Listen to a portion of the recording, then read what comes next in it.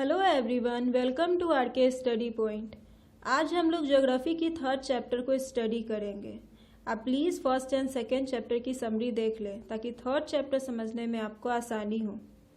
तो इस चैप्टर में हम मोशन ऑफ द अर्थ के बारे में पढ़ेंगे। तो दो तरह के मोशन होते हैं अर्थ के, पहला रोटेशन और दूसरा रिवॉल्यूशन। तो सबसे पहले हम लोग देखते हैं रोटेशन क्या होता है। हमने सेकेंड चैप्टर में पढ़ा था कि धरती अपनी एक्सिस पर रोटेट करती है, उसे रोटेशन कहते हैं। ये एक रोटेशन 24 घंटे में कंप्लीट करती है, मतलब पूरा एक दिन लग जाता है धरती को एक रोटेशन कंप्लीट करने में। इसको अर्थ डे भी बोलते हैं।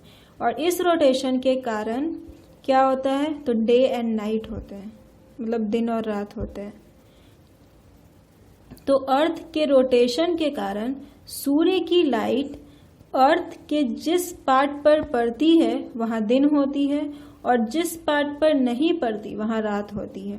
अर्थ घूमती कैसे है, तो वेस्ट से ईस्ट की तरफ, एंटी क्लॉकवाइज डायरेक्शन में। ये सारा हमने चैप्टर 2 में पहले ही बता दिया था। और ये भी बताया था कि अर्थ की जो टिल्ट है, जो झुकाव है, वो ऑर्बिटल प्लेन के साथ 66.5 डिग्री का एंगल बनाती है एंड ऑर्बिटल प्लेन के वर्टिकल लाइन के साथ 23.5 डिग्री का एंगल बनाती है। एक छोटा सा टॉपिक है सर्कल ऑफ इल्यूमिनेशन। अर्थ के मूवमेंट की वजह से डेज एंड नाइट होती है, जिसके कारण अर्थ दो हिस्सों में डिवाइड हो जाता है। मतलब अर्थ का एक हिस्सा जहां दिन होती है और दूसरे हिस्से में रात होती है, जिसके कारण बीच में एक सर्कल बन जाता है, जिसे सर्कल ऑफ इल्यूमिनेशन कहते हैं। नेक्स्ट है रिवॉल्यूशन। फर्स्ट हमने रोटेशन देखा, अब बात करते हैं रिवॉल्यूशन की। तो रिवॉल्यूशन कब कहेंगे, तो जब पृथ्वी सूर्य के चारों ओर चक्कर लगाएगी एक इलिप्टिकल ऑर्बिट के माध्यम से। अर्थ को सूर्य का चक्कर लगाने में 365 डेज एंड 6 आवर का समय लगता है। तो 365 डेज को हम एक साल लेकर चलते हैं, क्योंकि अगर 6 आवर हम ऐड करेंगे तो बहुत दिक्कत होगी, फिर न्यू ईयर कैसे सेलिब्रेट होगा।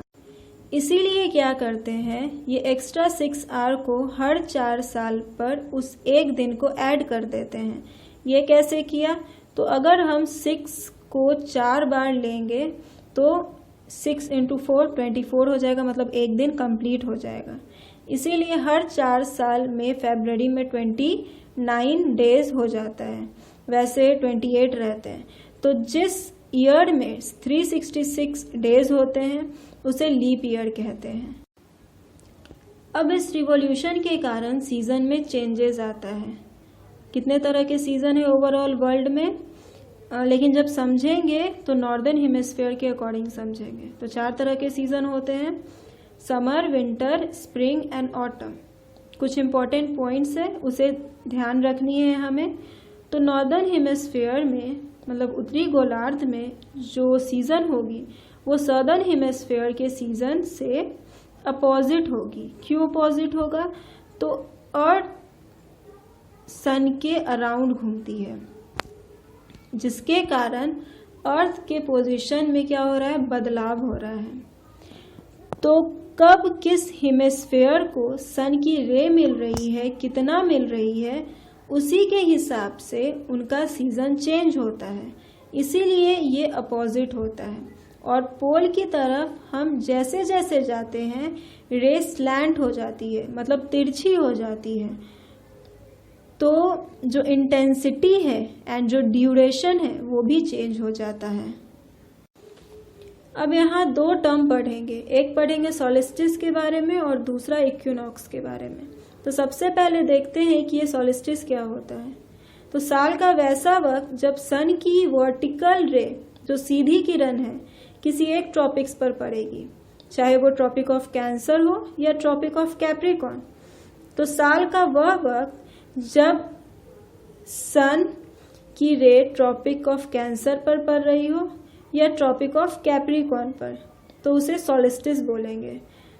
तो अब ये सॉलिस्टिस मेनली जनरल टर्म में बोलेंगे। तो ऐसा वक्त जब सन ऐसा लगता है कि वह रुक सा गया है, क्योंकि उसका हाईएस्ट पॉइंट ट्रॉपिक्स ही होता है, चाहे वो नॉर्दर्न हो या सदर्न हेमिस्फीयर, क्योंकि ट्रॉपिक्स के ऊपर सन की रे नहीं जाती है, उसके आगे वो तिरछी हो जाती है। ये हमने चैप्टर 2 में डिस्कस किया था।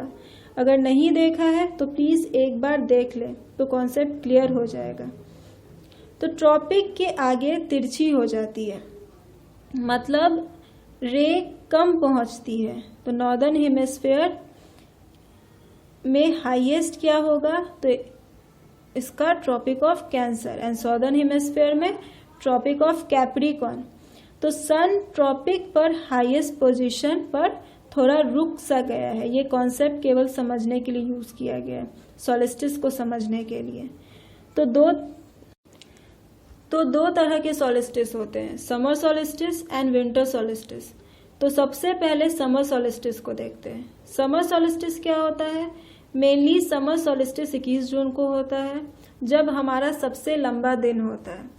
हम नॉर्दर्न हेमिस्फीयर के अकॉर्डिंग देख रहे हैं, तो समर सॉलिस्टिस के दिन सबसे लंबा दिन और सबसे छोटी रात होती है। इसमें क्या होता है, तो जो नॉर्दर्न हेमिस्फीयर है वो सन की तरफ झुका होता है और सन की डायरेक्ट रे ट्रॉपिक ऑफ कैंसर पर पड़ती है। वहाँ ज़्यादा गर्मी पड़ती है और जो पोल्स है वहाँ रे स्लैंटिंग वे में जा रही है, इसीलिए गर्मी तो कम रहेगी वहाँ, बट लाइट होगी, और वो भी 6 मंथ तक कंटिन्यूअसली, क्योंकि वहाँ पूरा का पूरा एरिया सन की लाइट से कवर हो जाता है।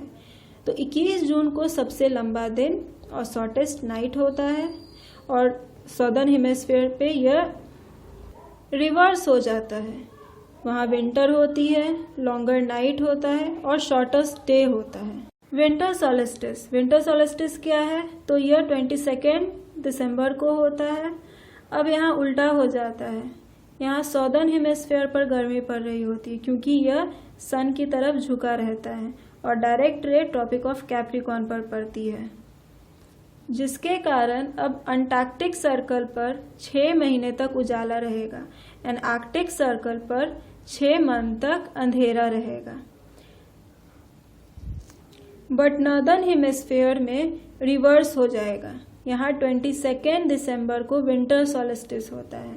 नॉर्दर्न हेमिस्फीयर पर ठंड हो जाती है और यहाँ दिन छोटा और रात लंबी हो जाती है, बट सदर्न हेमिस्फीयर में longer days and shorter night हो जाता है। नेक्स्ट है इक्विनॉक्सेस। इक्विनॉक्सेस में क्या होता है, तो इक्वल डे और नाइट होते हैं। इस समय सन की जो डायरेक्ट रे है वो इक्वेटर पर पड़ती है और यहाँ कोई भी पोल सन की तरफ झुका हुआ नहीं होता। तो अर्थ में 2 दिन ऐसे होते हैं जब डे और नाइट बराबर होती है, जैसे सॉलिस्टिस में पढ़ा था लॉन्गर डे और शॉर्टर नाइट के बारे में। तो इक्विनॉक्स में डे और नाइट इक्वल होता है। कुछ पॉइंट देख लेते हैं इक्विनॉक्स से रिलेटेड। तो सन की रे डायरेक्टली इक्वेटर पर पड़ती है। North pole and south pole equal distance पर होते हैं। कोई ज़्यादा झुका हुआ नहीं होता है सन की तरफ, या उससे दूर झुका नहीं होता है। उस दिन पूरे वर्ल्ड में इक्वल डे और नाइट होते हैं। 2 इक्विनॉक्स होता है, first spring and second autumn. तो स्प्रिंग देखते हैं सबसे पहले। तो स्प्रिंग इक्विनॉक्स 21 मार्च को होता है नॉर्दर्न हेमिस्फीयर में, और सदर्न में ऑटम हो रही होती है। नेक्स्ट है ऑटम इक्विनॉक्स।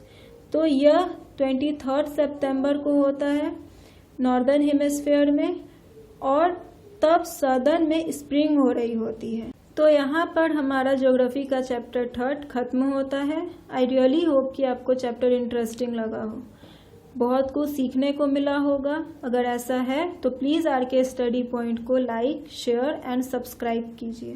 थैंक्स।